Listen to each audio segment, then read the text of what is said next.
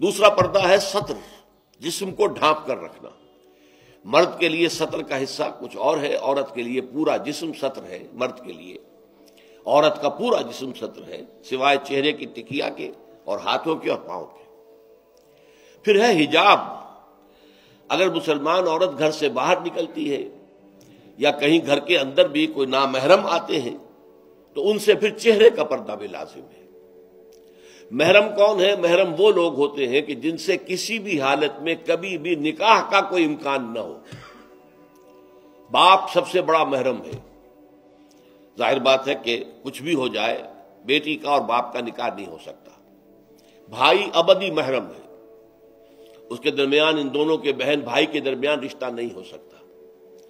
البتہ ایک شکل یہ ہے کہ ایک بہن اس وقت کسی بہنوئی کے گھر میں ہے، لیکن یہ کہ اگر اس بہن کا انتقال ہو جائے تو دوسری بہن سے اس کا نکاح ہو سکتا ہے، لہذا وہ نامحرم شمار ہوگا، وہ محرم نہیں ہوگا۔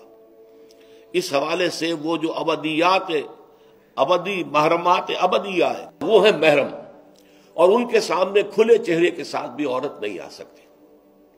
اور محرموں کی فہرست جو ہے وہ سورہ نور کے اندر دے دی گئی ہے، بڑی مفصل اور تفصیلی آیت ہے۔ اور چوتھا پردہ یہ ہے کہ معاشرہ غیر مخلوط ہو، مرد و زن کے مابین اختلاط نہ ہو، مخلوط مجالس نہ ہو، دفتروں میں مل جل کر کام نہ کیا جا رہا ہو، اور کہیں کہیں کارخانے میں شانہ بشانہ کھڑے ہو کر کام نہ کیا جا رہا ہو، نہیں، یہ معاملہ غلط ہے۔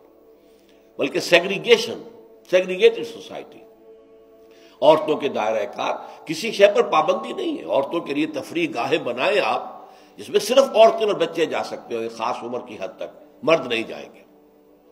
مردوں کے لیے تفریح گاہیں علیحدہ ہوں گی، وہاں عورتیں نہیں جائیں گی۔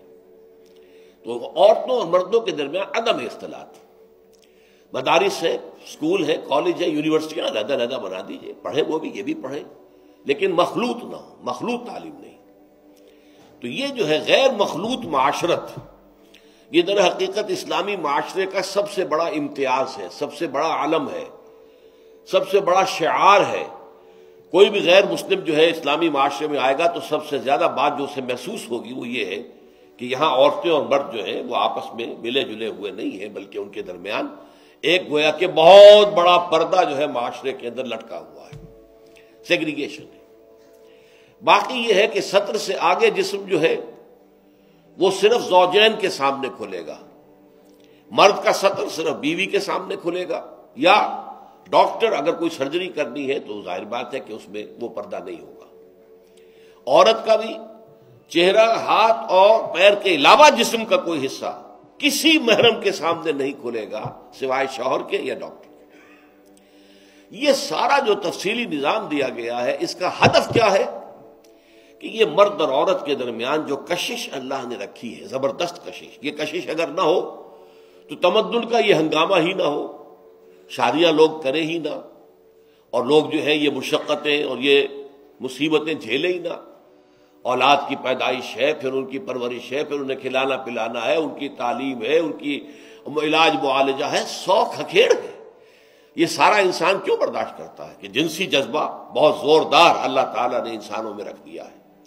تو جتنا یہ زوردار جذبہ ہے اتنا ہی اسے کنٹرول کرنے کے لیے گھوڑا جتنا منہ زور ہو اتنی ہی مضبوط لگام اس کو دینی چاہیے۔